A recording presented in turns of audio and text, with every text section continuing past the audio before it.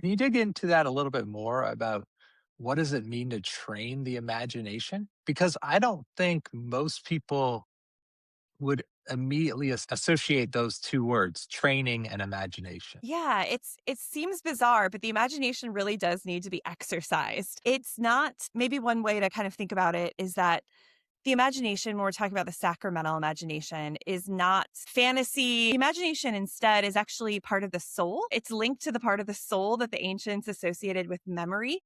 And so they really practiced.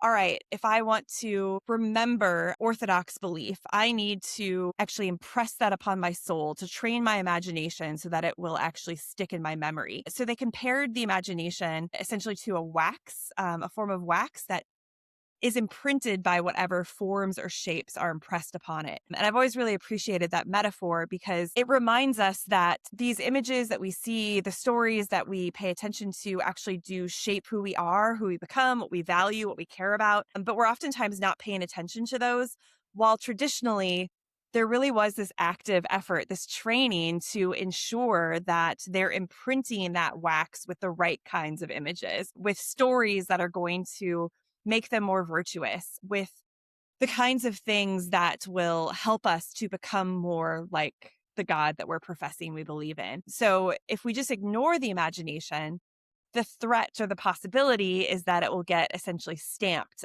with all these different kinds of images and stories, and we don't have control over that. So we might find ourselves actually living a way different from what we profess to believe. I kind of liken it to a graffiti of the soul, like what's putting its Mm. mark upon you? What are you paying attention to? And how is that actually shaping how you see the world?